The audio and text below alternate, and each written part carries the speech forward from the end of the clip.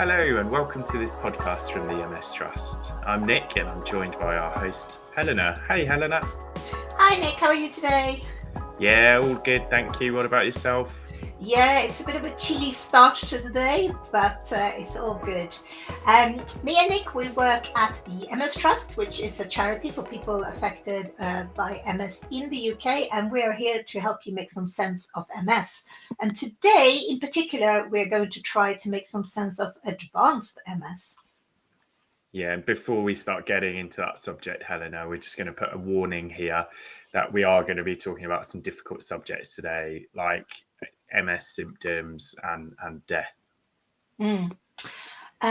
So what is advanced MS? I'll be asking advanced MS champion nurse Michelle Black this later on, but we thought we would try and explain a little before we get started with our guests. So on our website, we have an A to Z, which is great for finding out all sorts of things about the MS. And this is how it explains advanced MS. It says advanced MS is a description of the level of burden and difficulties that MS is causing you rather than the type of MS you have. So obviously you might have heard about, primary progressive MS, relapsing remitting MS. This is not that type of MS. It is more of how heavy your symptoms are. Yeah, that's right, Helena. And some people, when they're having a relapse, may be affected very severely with symptoms and disability suddenly getting much worse. As the relapse resolves, symptoms typically improve either partially or completely, whereas the worsening of MS to the point where it might be considered advanced typically happens more gradually, and the symptoms don't go away. So for some people, this worsening of symptoms can happen quite rapidly. So to understand a little more of what it's like to live with advanced MS, I've actually spoken to two of our guests today. So that's Mark Webb, who lives with advanced MS, and also Jen, who was a carer for many years for her husband, Dave, who lived with advanced MS. So there's lots to get through today. So I think we should start by listening to Nick chatting to Mark Webb. Hello and welcome back. We're joined by Mark Webb. Hi, Mark. Hello. Great to have you with us. For anyone who's unfamiliar with yourself, could you introduce who you are and what you're all about? Yes, of course. So I know I look 21. I'm actually 56. I am medically retired due to a disease I suspect we may be talking about. I spent all of my life, or nearly all of my life, working for corporations. So and they all started with D. So Disney for 10 years, David Lloyd Leisure, the health and fitness group, for 3 years, and Dixon's, now Curry's, for 11 years. I retired full-time work about 6-7 years ago, just before lockdown. I worked for Shift.ms, another fabulous charity, for 2 or 3 years, and then took full retirement. Though nowadays I'm a very active activist, and I make some decent money as a public speaker. Thank you so much for sharing. And obviously you've mentioned MS there. And can you tell us about how multiple sclerosis affects you?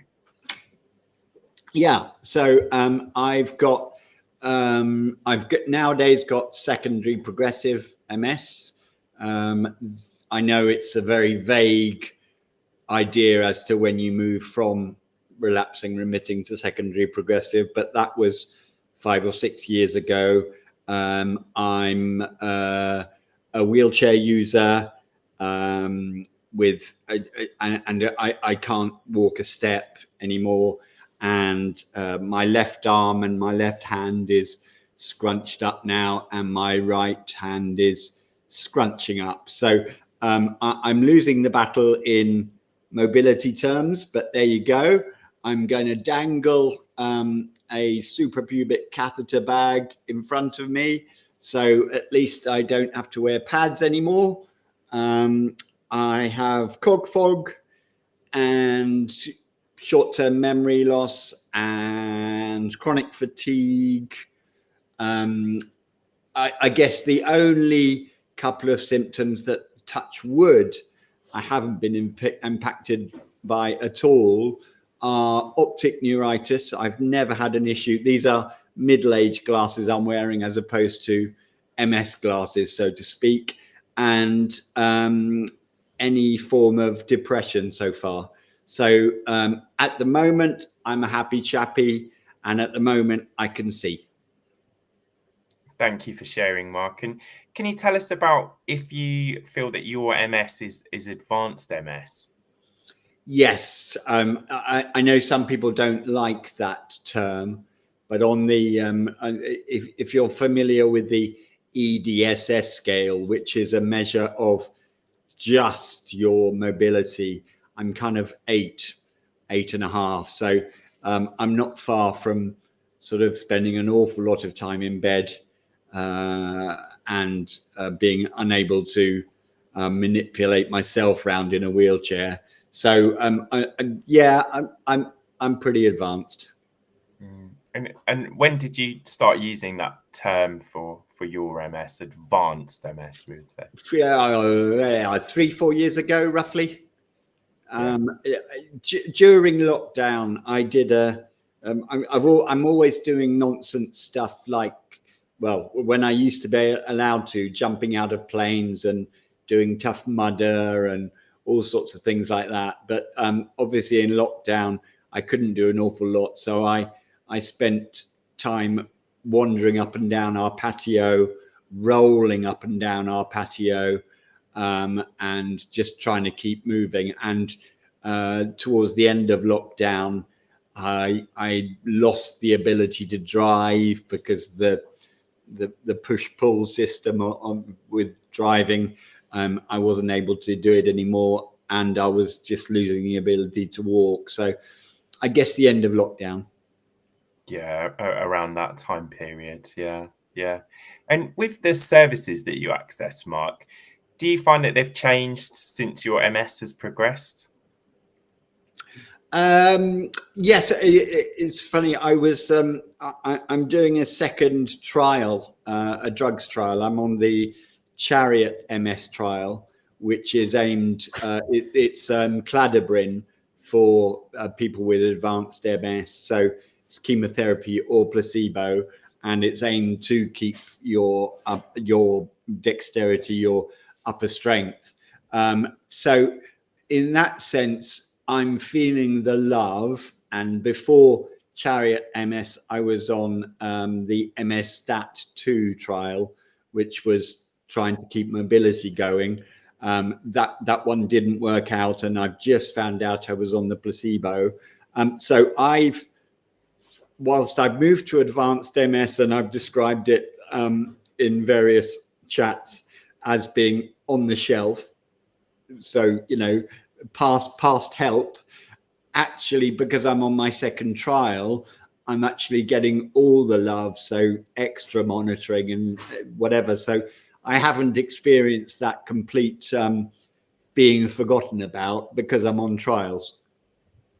Got you. Yeah, got you. And aside from the trials that you've been doing, Mark, what do you think about services for advanced MS? And you can be as honest as you like here with this one. I think a lot of people are probably upset with the level of service that you get when drugs don't help anymore, or when DMTs don't help anymore, at least. And I can see that, and that's why I take part in trials. So medicine can only do so much, but at the same time, when I started on my journey, after I was diagnosed, my neurologist said, well, it's a bit light, your MS, so we won't treat you with anything. So the understanding that you go in hard, that is very clear now, wasn't there. There's various other things like heading off to Mexico you can do. So there's so much more, and progress is brilliant. And now sorry, I'm not going to keep going on about these trials, but I'm trying my best, and lots of others, lots in the neurology community are trying their best to help us. But at the moment, it's tough, and it's a complicated disease. Yeah, absolutely, and thank you for being so real and honest about that subject as well.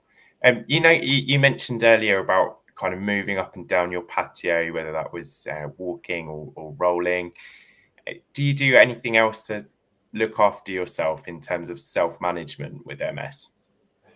Weights in bed or on my chair. And until recently, I was playing wheelchair rugby really badly. By the time I took up wheelchair rugby, I was pretty bloody rubbish, but I loved that. Nowadays, I can't really get my gloves on and I was really crap, but I loved the community that was there. And I love my public speaking, partly because it pays some bills, and partly because I get the audience love, and I talk happily about catheters, and I name drop celebrities, and just I make bad jokes and everything else. So I enjoy that. That makes me feel good, as does my activism and my involvement with, for example, the Disability Power 100, the most influential disabled people in the UK. So there's some community love, and also just some. I have this word I think I should patent it, nonsensing. I've mentioned the wheelchair rugby. I've mentioned the bits and bobs that I used to do, Tough Mudder and whatever. But just last week I was skydiving, indoor skydiving. Sadly, I'm not allowed to outdoor properly skydive, but I was indoor skydiving last week. So is trying to find activities in between the fatigue, in between the speaking, that keep me just buzzing. Wow, that's incredible. And I can speak for everyone at the MS Trust when we say we also really enjoy your public speaking as well. So it's great. Thank you. What other people are involved in your health and care, Mark? So I have a team of carers who are provided by the NHS. They come and hoik me out of bed around about 11 in the morning, which is a bit late for me. But if I took an earlier one, it would be 7 in the morning when I'm usually deep asleep. So I have to take the later one. And they come to take me to bed about 7:20, which is a bit early for me, but such is life. So that's a bunch of carers. They are all, well, with one exception, she's Ghanaian, but every single one of them elsewhere are Nigerian. So I'm learning Yoruba, which is one of the native languages of Nigeria. So I can say my legs are dancing. Let's go. Hello. See you in the morning. See you tomorrow. Thank you. I love you. Call me. There's just lots of nonsense. But even a banana board, the transfer thing that you use to get into bed, I can say that. Ogede is banana. So a team of carers. Monday to Friday, I have a lady who comes in 9 to 5 or 9 to 5:30, kind of part housekeeper. In previous times, she'd have been a nanny for our 2 children, but our children are teenagers, and one's a 19-year-old now, so getting past that. And kind of a carer, putting my socks on, whatever.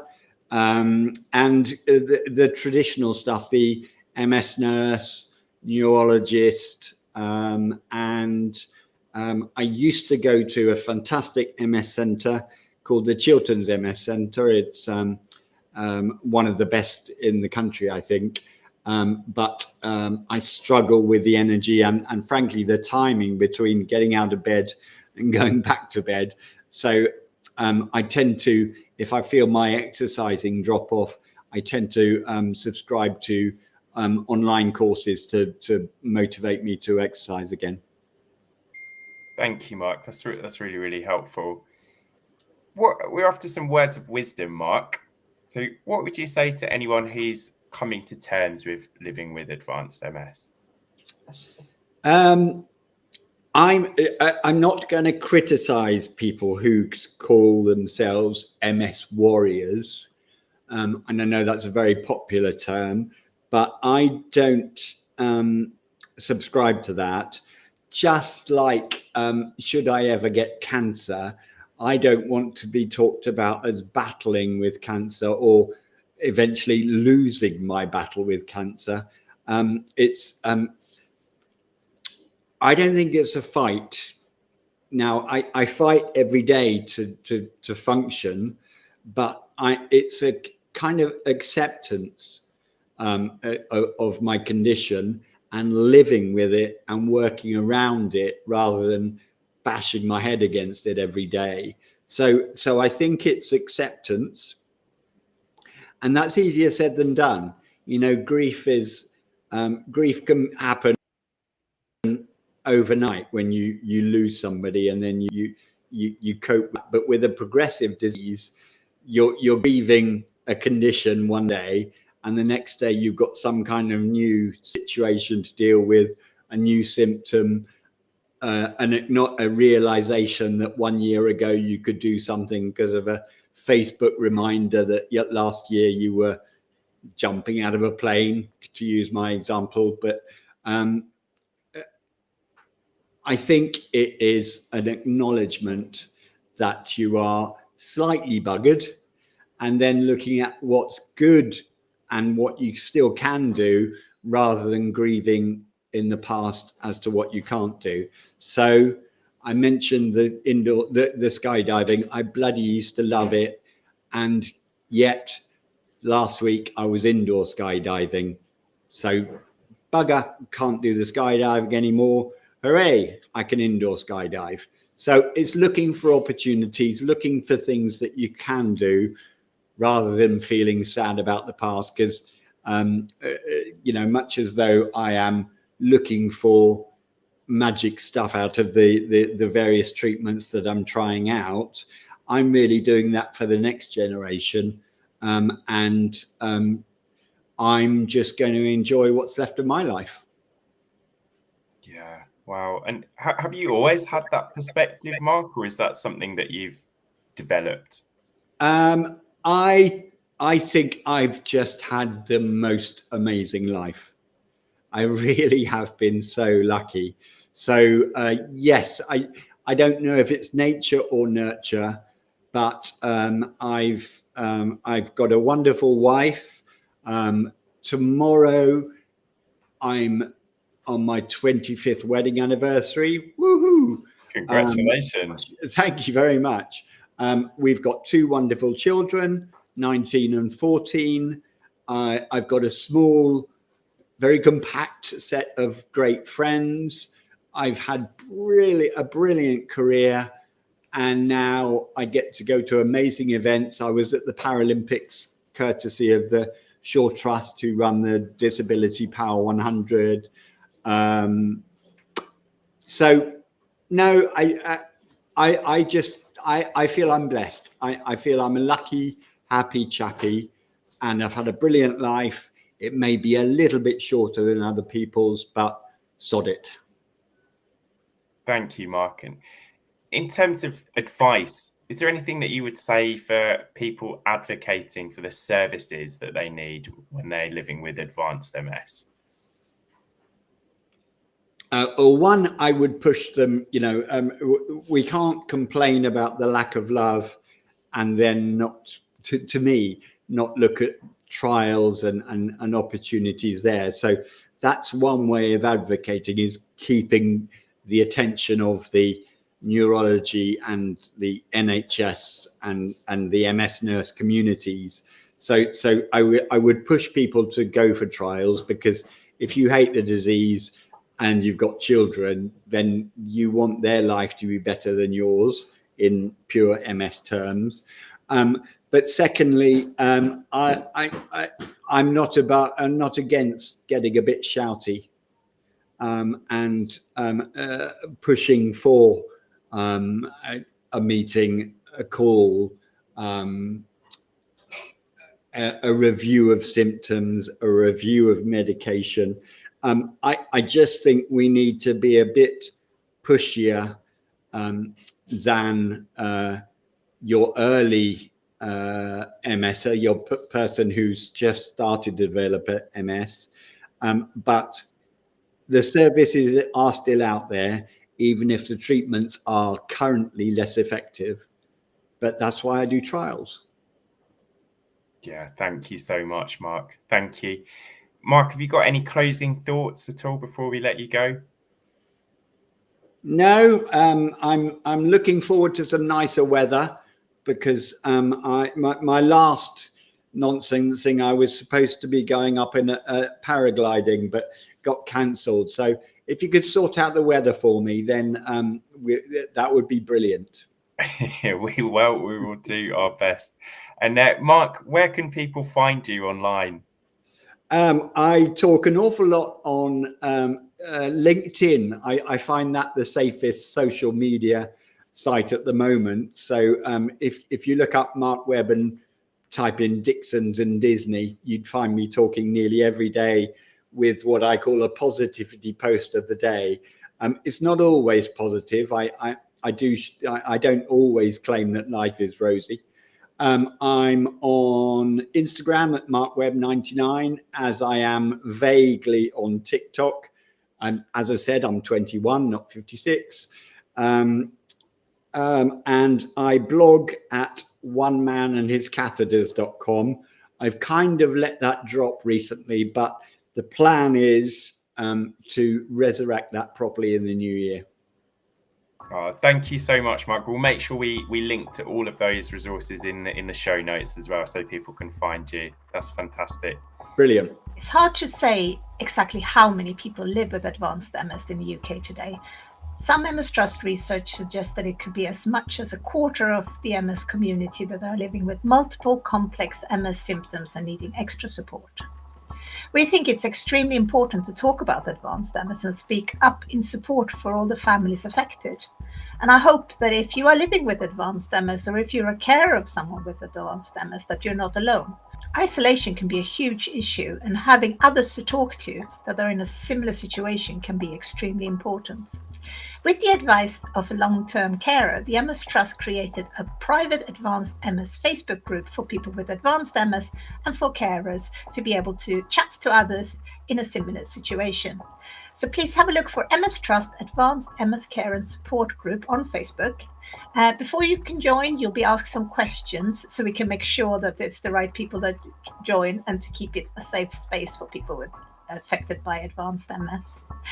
Thank you so much for listening to me. And now back over to Nick, who is chatting with Jen about life as a carer for a person with advanced MS. Thanks so much for jumping back in with us. So we're joined now by Jen. Hi, Jen. Hello. How are you doing today? I'm really well, thank you. How are you? Yeah, not too bad, thank you. Not too bad. So just before we get into our interview with yourself, could you tell us a bit about who you are?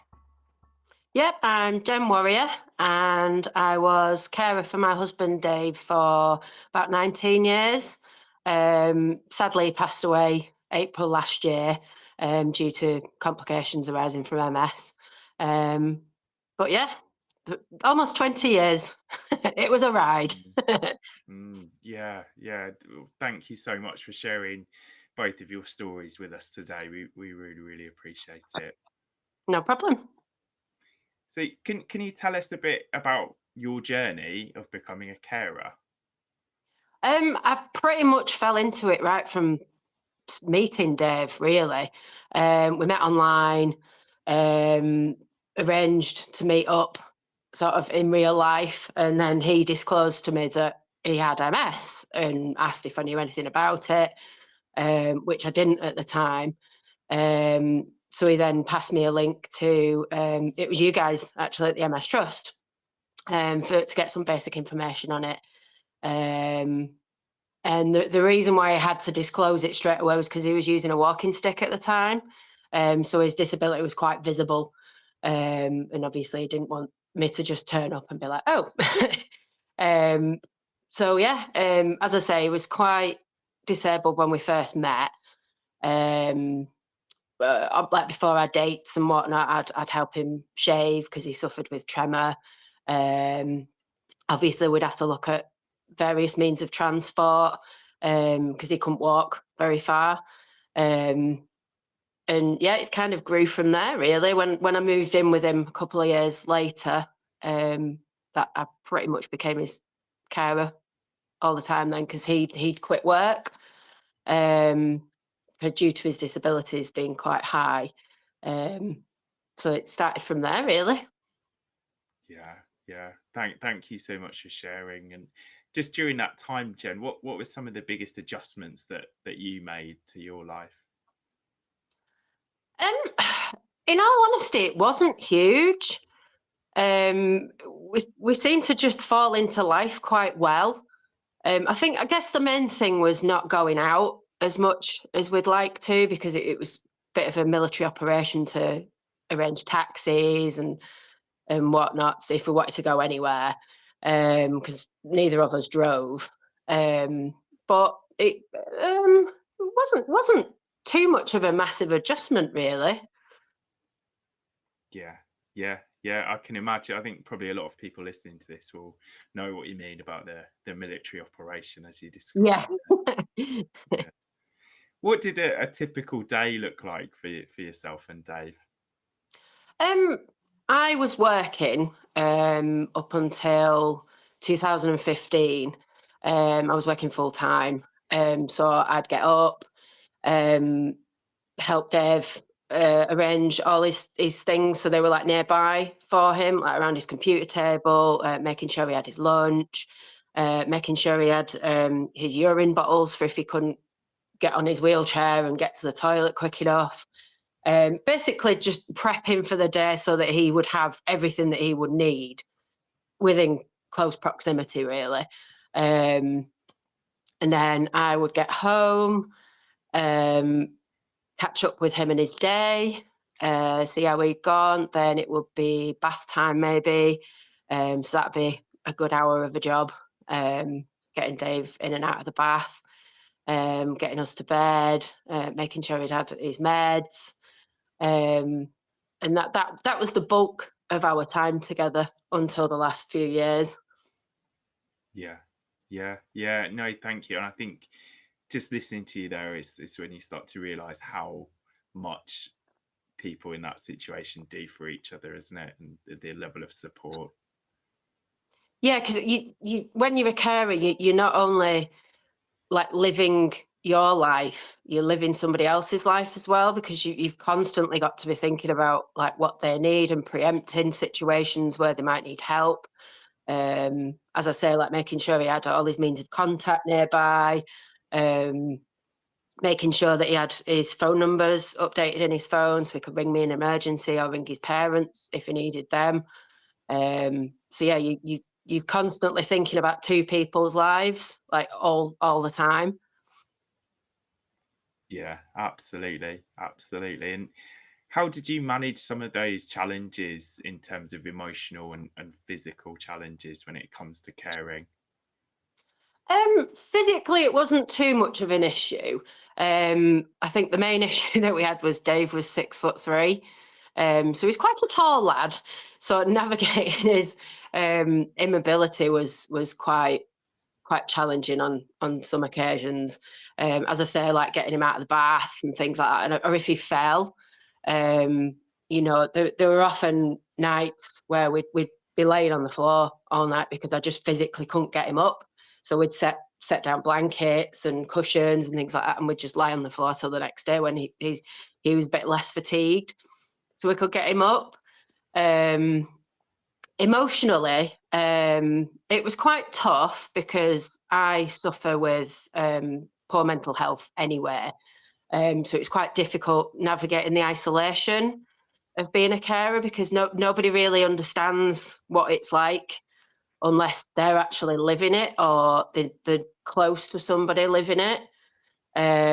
So that was quite difficult. I used online things quite a lot, like Facebook groups with like people with MS. Like obviously there's the MS Trust group, which is excellent for just general information and whatnot. But there's also like little niche MS carers groups where people in my situation would just all get together, and we could vent, we could seek advice, and just share our experiences really. And I think that's the key to managing being a carer. It's making sure that you've got people that you can share your experience with, because it just, to get it out, it means everything. Yeah. Did you feel that sort of sense of connection with other people in Oh, that very much situation? so. Yeah. If it hadn't have been for MS groups online, I would have really struggled, because there's only so many times you can talk to people who aren't in this situation about carer specific things, like toileting and things like that. Whereas you speak to other carers about it, and you can make a light-hearted joke out of it and turn something quite dark into something quite light-hearted, which is also okay. Good sense of humour is definitely a must if you're a carer. It gets you out of a lot of dark places. Yeah, that's such a good tip for others, isn't it? Yeah. Mm. Alongside some of those groups, Jen, were there any other organisations or resources that were helpful? We're in Lancashire, where I live. We have a group called Encompass, and they run a Lancashire Carers. Through them, I could access counselling. I got a yearly grant, which was like called a Time for Me grant, which was around about £300 for me to spend on something for me and me only. And that used to pay for my transport down to my parents, because they live all the way in Devon. Because obviously when you're a carer, you kind of fixed with your income. You have to be really good at budgeting and whatnot, so you don't always have the cash to help with things like that. So that was a massive help. They'd give me a yearly carers assessment, and sort of point me in the direction of other organisations that I might need to speak to regarding like benefits and adaptations to the house, or like grant systems for equipment. So yeah, they were really, really quite helpful through the years. Amazing. Thank you. And we'll make sure that we link to them and other resources as well that we mentioned. Yeah. Alongside the tips that you've already talked about, have you got any tips to navigate the NHS that you might be able to share with us? Building up a good relationship with your care providers was the main one for me, because my husband was put technically classed as palliative for like the last 15 years. And I personally had an excellent relationship with his neurorehabilitation consultant. If I needed anything, I could just get in contact with him, and he'd set up referrals through to things like SALT, the speech and language, when Dave was like struggling with his swallowing. And if anything else was going on with his body, I could just say, right, this has happened. And just having that good relationship. And it was the same when he ended up being tube fed. I had an excellent relationship with his dietitian. We tailored everything to Dave, and she was actually an excellent help with me as well, because we built up this good relationship. She helped us to eventually get NHS continuing healthcare. She was one of my advocates for that.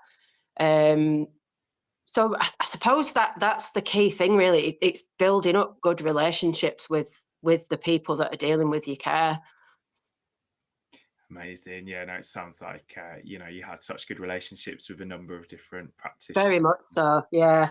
Yeah, and so important, is it? Because I imagine a lot of the time they're working, one team will come in and look at, the peg feeding, and then they'll talk to speech and language, and Yeah. a lot of different parts of the NHS involved, isn't there? Oh yeah, definitely. Yeah, there's so many different teams, especially when MS gets to the very advanced stages, because there's so many different parts of the body that aren't working as well as they should be, that you need all these different branches from your little NHS tree.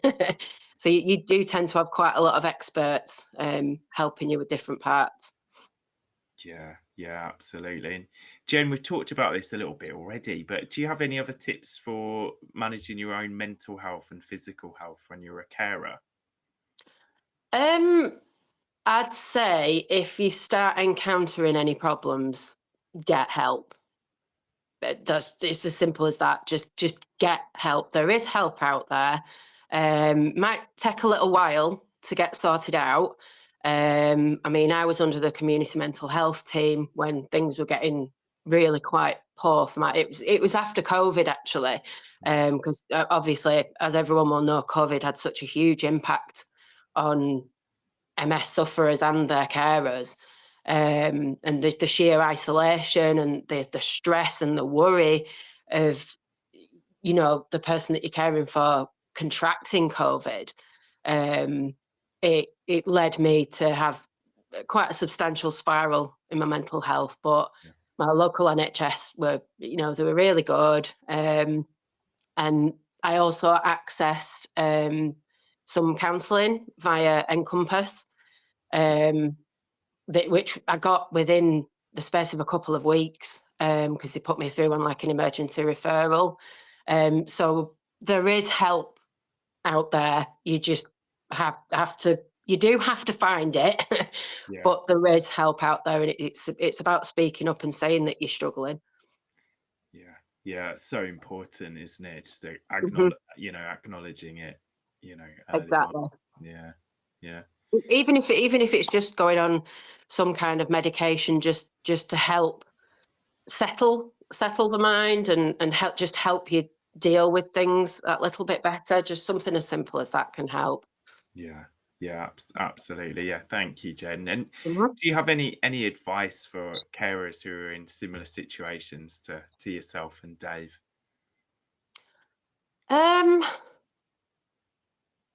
It's again, it's making yourself known to people, because if you're not known to the services, then you can't access the services. So it's all about, again, as I said, with the NHS, it's building up good relationships with things like social workers, and any GPs, anyone that's involved. So when problems do arise, you've got that point of contact straight away, so the things don't fester. I'm not going to say that it, the past 20 years were an easy ride, because at times it was incredibly difficult. But it's about speaking up and being brave and saying that you need help with things, and again, making sure that you've got those good relationships with people. Yeah, definitely. I think we're going to take so much away from this story, Jen. What you said about the groups, humour, speaking up, making those good relationships with as many care teams as you can. Yeah. This has been so helpful for me as well to listen to. Oh, thank you. Yeah. Well, thank you so much for sharing everything with us, Jen. We really, really appreciate it. And not a problem. All right. Well, thank you so much. You're welcome. All right. Hi, podcast listeners. Oscar here from the MS Trust's fundraising team. You've been listening to our episode about advanced MS, so I'm just dropping in to let you know about our Advanced MS Champions programme. Based on our research people living with MS, we noticed there was a real gap in care systems for people living with advanced MS, and so we helped to create the Advanced MS Champion role. The Advanced MS Champion programme helps place specialists in collaborating NHS sites across the United Kingdom. We offer expert training, personal support, and vital funding so MS care systems can put in a healthcare professional that can offer a more personalised service for people with advanced MS. Advanced MS is a complex form of MS, but advanced MS care doesn't have to be complex. Your support can help the MS Trust to implement advanced MS champions in other regions and ensure that everyone with the condition gets a specialist that can get to know the complex needs and the person behind the condition. You can find out more about the Advanced MS Champions programme, including more about Michelle, who is part of this podcast episode, on our website at www.mstrust.org.uk. While you're there, please consider making a donation so we can continue to be there for the changing daily needs of people with advanced MS and everyone with the condition. Thank you for listening, and now back to the podcast. So I am here now with one of our advanced MS champions. We're going to talk a little bit about what an advanced MS champion is later on. But before we start, I want to say hi to Michelle. And would you mind just introducing yourself and tell us maybe how you got about to work in the field of MS to start with? Oh, hello, my name's Michelle. I'm the advanced MS champion at St George's Hospital. I first came across looking after patients with MS when I was a community nurse in East Sussex. So we would look after many patients or people who had MS, many of which were advanced symptoms, looking after their catheters and their symptoms. But I think one thing that I never felt was that I understood their MS symptoms fully. But I grew very close with all of these patients and I wanted to know more and more about MS. And then when the opportunity came up in our trust to become an MS specialist nurse, I applied for the job and then got the job. So I worked in East Sussex, specialising in MS for a few years. And then I saw the role of the Advanced MS Champion, which combined my two loves. So working in the community and looking after patients with MS, which is why I'm in the role I am now. So perfect job for you, really, then.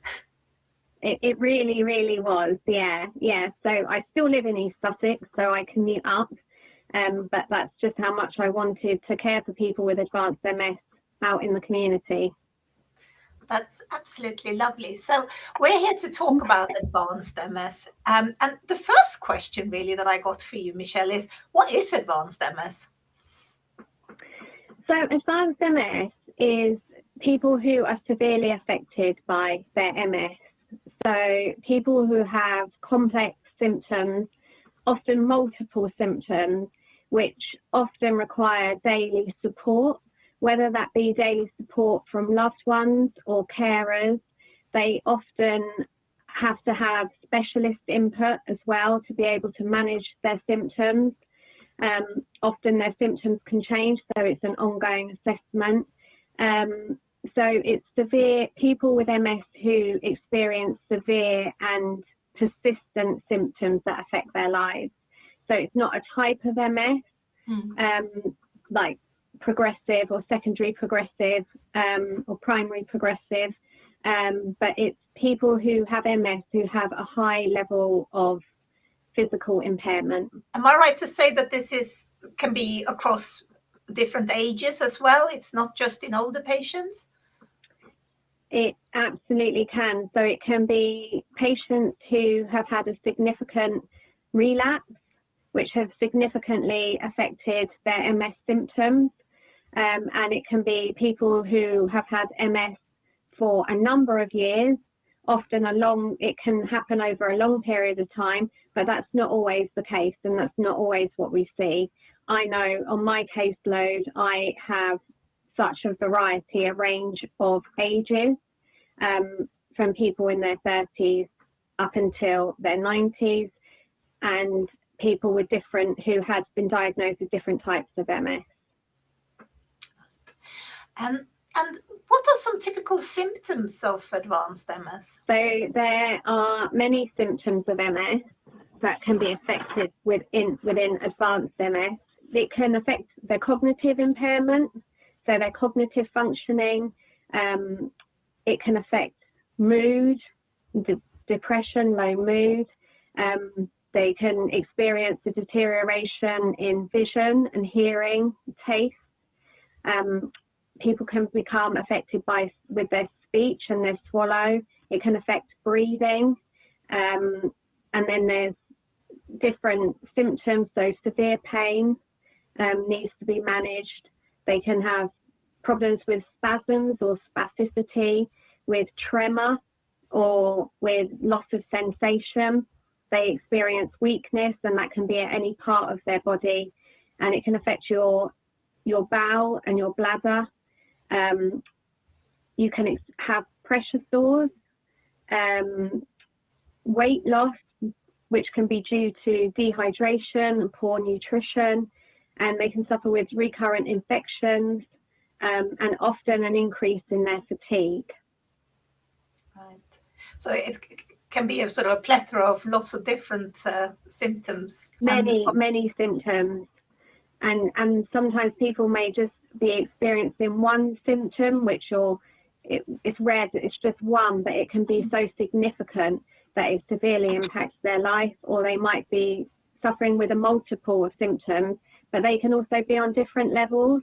So it's not always at the same level. They can have things which are affecting them more than others. At the MS Trust, we are very lucky to be able to help the NHS out with some of the advanced MS champions. But what is an advanced MS champion? I mean, you are one. So what do you? How do you sort of function in the world of MS care? What makes you different from, say, the rest of the MS team? So I think the difference with the advanced MS champion is the level of input that we have with people who have advanced MS. So I think the biggest difference is that every assessment is a home assessment. So you go to their homes, you go to the home and visit the home where you really see how people are living.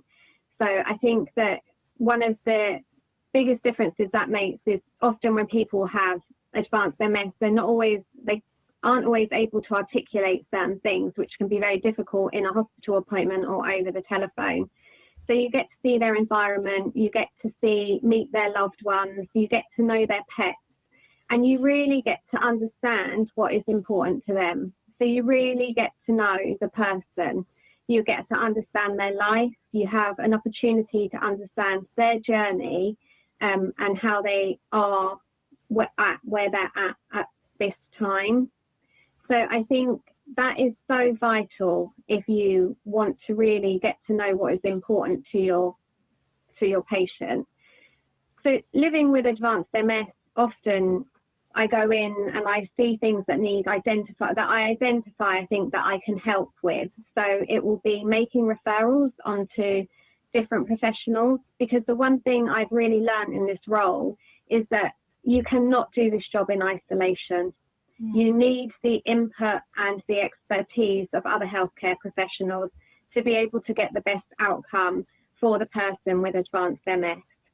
So often it's going in, really having the discussion with the person with advanced MS as to what is really important to them.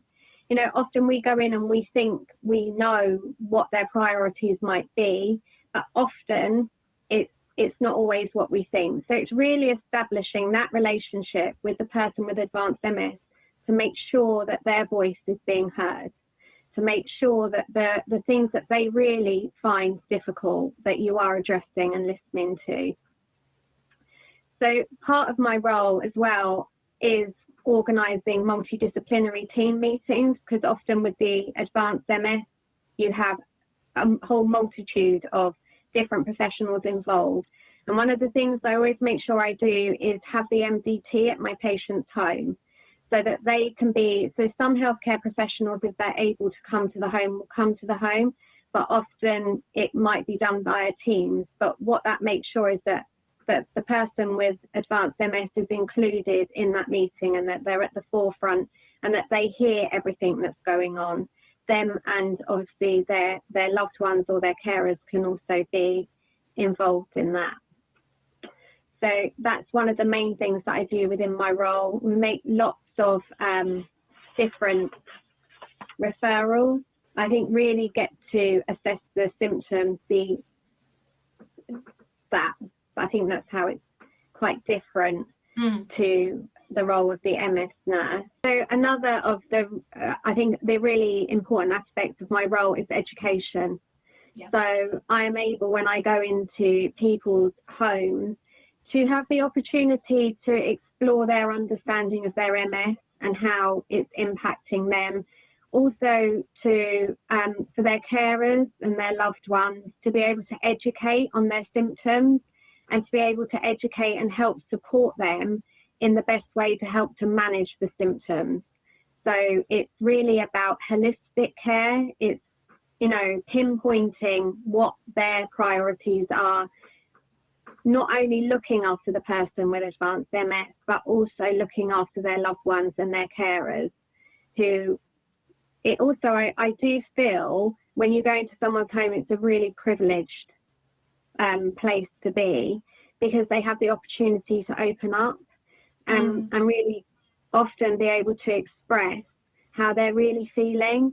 And often they don't want to say this to their loved ones or their carers because they don't want to burden people with it. So I think being given the opportunity to be able to speak to somebody about how you're really feeling, and see if you can do anything to help with that going forward, it's a very privileged place to be.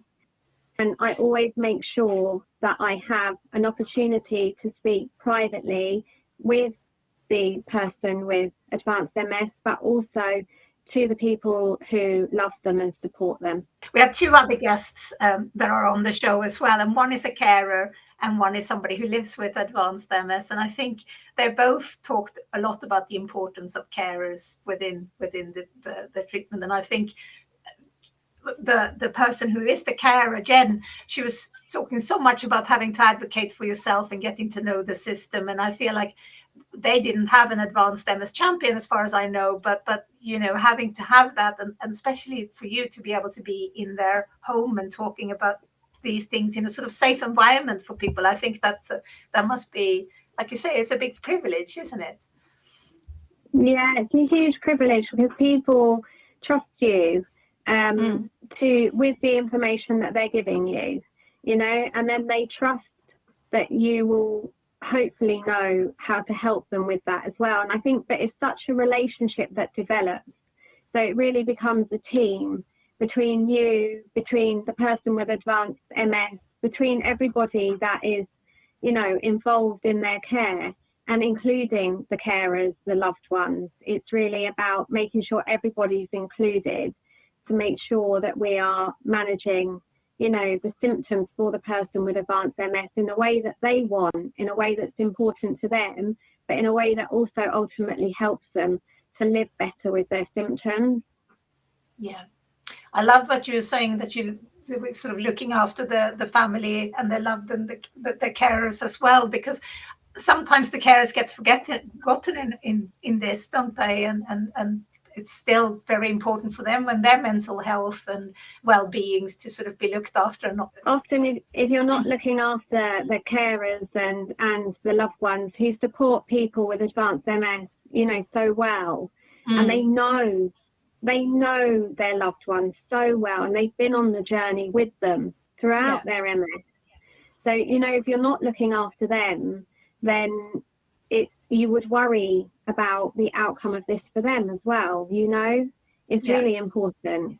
And it's really important, you know, often that they don't always understand what is happening or why it's happening, or, you know, there's frustrations within the system. So I think to be able to have a link, I tend to be a link for a lot of my patients. You know, that I always say to them, if you're worried or you don't know who to contact me, and I will either follow this up for you or I'll be able to advise you what to do. And often I feel because people with advanced MS can become very disconnected by not being able to get into hospital, because it just becomes too much and it's too overwhelming. So then they lose those connections within the hospital. So part of my role is to connect that back up again so that they have that access. So for them, I'm able to access their neurologist. I can contact them on their behalf.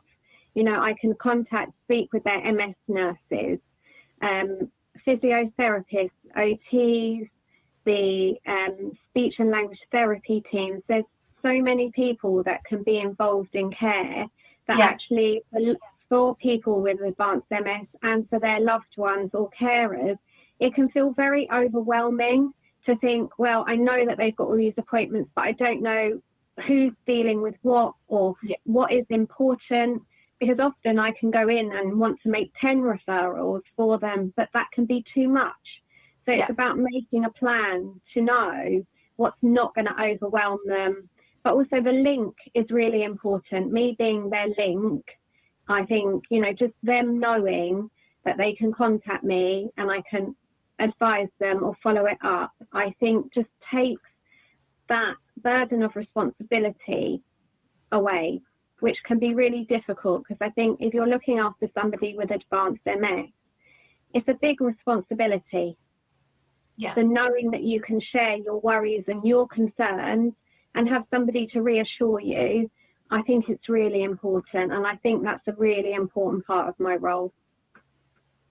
That is absolutely amazing, I think, because you hear a lot of people sort of saying the problems with a bit of disjointed services and not, you know, one department doesn't know what the other department is doing, and to be that sort of person in the middle to help the people with MS to figure out what's going on. I think it's so important.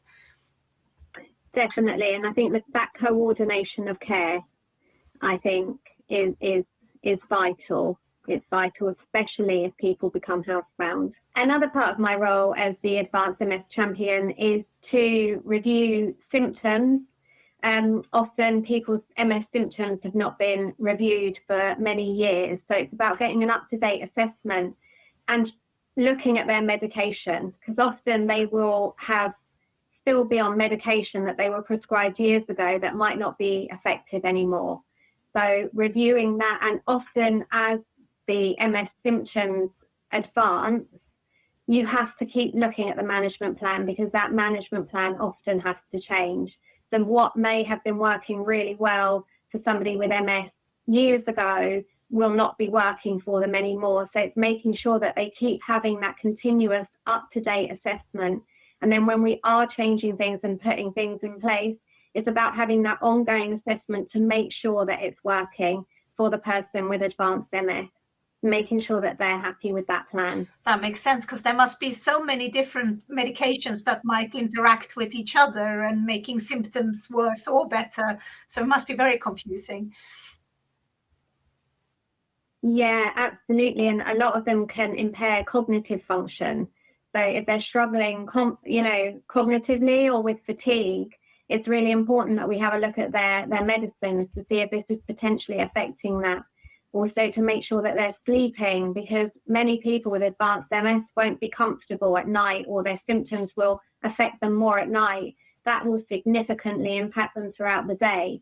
Sometimes it really is about it means looking at their whole day and their night and finding out when they are affected worse or by their MS symptom, and then looking at what we can do to help with that.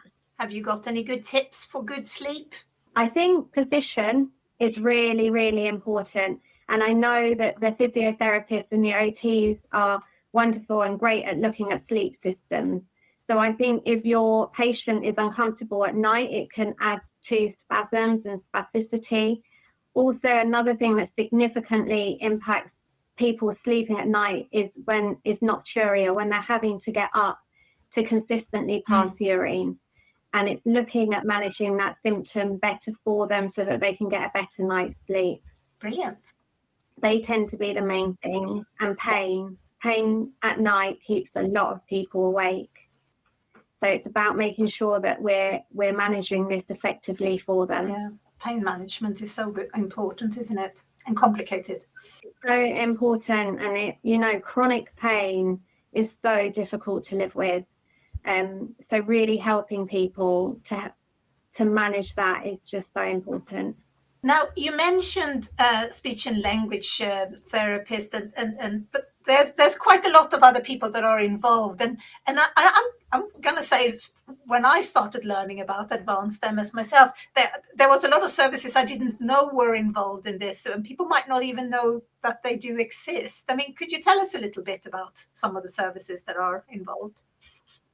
Yeah, so I'm lucky enough to work in an area where there's a huge amount of services actually that can help with people to manage the symptoms of advanced MS. So there's many that I communicate with and refer to on a daily basis.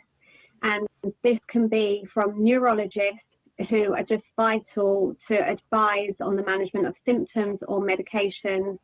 There's the MS nurses who generally have had a historical relationship with the people with MS, so they're able to give you a good history and background. There's the neuro rehab team, speech and language therapy teams. There's adult social care, social workers, CHC. There's the assisted controls department, which I refer to quite a lot to enable people to keep their independence. There's the neuropsychology, ophthalmology, palliative care teams, safeguarding teams, continence teams, urology, and at St George's where I work, where I'm very fortunate to be able to attend a meeting once every 2 weeks with the neurologist and the urologist. And I think because bladder symptoms and urine infections are so significant in advanced MS, along with spasticity and spasms, so I'm able to attend a meeting once every two weeks with the neurologist and the urologist to discuss any patients who aren't able to get into the hospital, so that I can get advice on how to help them manage their symptoms. So the network out there that I rely on is huge. And I really do rely on these teams to be able to guide me. We also are really lucky where I work to have a spasticity outreach team. So we have a consultant physiotherapist, spasticity practitioner, who will come to a home assessment with me so that we can assess somebody's spasticity and she can administer Botox if required. So again, it helps to manage people with advanced MS within their home to better manage their symptoms so that they're not having to come into the hospital. If people who are listening to this don't have access to an advanced MS champion, if they wanted to be referred to things, can they go through their MS nurses? Do you know? Yes, absolutely. Your MS nurse is always a great link to have. They have so much knowledge and expertise, and they'll be able to advise and guide you. And also, if you're not able to make contact with your MS nurse, always contact your GP. The GPs that are out in the community, they generally know their patients really well. And I think it's about contacting them, or anyone that needs to advocate for somebody with advanced MS, contact your GP if you're not sure who else to contact. Brilliant. Thank you so much. Now, if you are someone who have got advanced MS, or you might think you have advanced MS, I guess it's not always clear, is it, if you have got it or not. But what can you do if you are struggling to get help with symptoms? I think if you're struggling with your MS symptoms, one thing I would advise is, I think sometimes it's really difficult when you feel that you're struggling and that you're not knowing where to go to help. So again, I would encourage you to tell somebody close, if you're not able to contact anybody yourself, to make sure, even if it's a carer, carers are amazing, and they can contact the care agency, and the care agency will know how to contact people from there. And if it's that the care agency contacts adult social care, what I would say is that you have to reach out to somebody who can advocate for you. Always, again, I would say your GP. The GP is really good for sending referrals. And again, the MS nurse, the MS team at your local hospital. So you can always contact your local hospital and ask for them. If you've lost contact with your MS team, make sure you contact your local hospital and ask for them to get or put you in contact with the MS team, and somebody can assess you from there. And will that work the same for carers if they are worried about their loved ones? Yeah. Absolutely, yeah. So please, like anybody, or if you know of somebody with MS who is struggling, I would always contact to get advice. So obviously, there is consent involved, but if you know someone who is struggling, I would always contact the GP for advice, or contact your local hospital and contact the MS team. Those were all my questions, Michelle. Thank you so much for chatting to me today. It's been very, very interesting. You do a fantastic job. Thank you. I loved hearing Mark and Jen and Michelle talk about advanced MS. I feel like it's something that I've come across this a few times, especially on our Facebook group, but meeting people as well that are very frustrated that it's not spoken about. And I can understand that it can be a scary topic to listen to, especially if you're new to MS. That this is still a rare form of MS. It does not happen to everyone that has MS by any means. But the people that do live with MS like this do feel very neglected, and quite often they've fallen out of their system, and they don't, they feel isolated. So I feel like this is so important to talk about this, and it certainly is something that we've seen discussed a lot in the Advanced MS Facebook group that we created, and I feel like, for people who are affected by it to join in and have someone to chat to, and just know that there's someone else out there that are in a similar situation is so important. Yeah, definitely. And I think actually talking to Mark and Jen and just hearing their stories really opened my eyes as well. And, life can be so different, can't it, for people living with advanced MS? So, yeah, that was really powerful. Yeah. Yeah, I think it's really important to when we talk about these things, but actually meeting the people that are living with it, it's a big difference. And I think chatting to Michelle, I loved how extremely passionate she was about her work, and sort of really talking about what a privilege it is to be let into these people's homes to talk to them, and how much she sort of learned from just being around people with advanced MS. So I think we need to keep on talking. We need to keep on connecting people with each other so they don't feel isolated, I think. And hopefully this podcast is a good place to start. And let's hope that we can keep the momentum going, and that these people will feel less isolated. That's right. And if you do have any questions about advanced MS or any aspect of life with MS, we are here for you. So you can reach our helpline, which is available from Monday to Friday, apart from UK bank holidays. And that's between the hours of 10 a.m. to 4 p.m.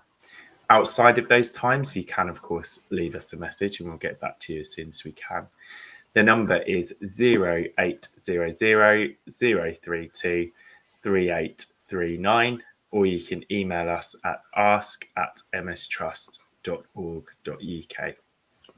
And you can also find us in the social network world. We are on Facebook, as we mentioned. There is a group for people with advanced MS on there. But we also have another Facebook group, which is called the MS Trust Facebook group. We also have a page on Facebook where you can find all the sorts of information from us, and news, and when the new podcast comes out. We are also on YouTube, X, TikTok, and Instagram. This podcast you can find anywhere where you normally listen to podcasts. You can go to our website and listen to it directly there as well. And please do get in touch and let us know what you thought of this episode and what you would like us to talk about in the future. And please do give us a subscribe as well. And if you have time for it, we'd love a review as well. If you have a story to share with us, you can get in touch as well, either via social media, or you can email us at comms@mstrust.org.uk.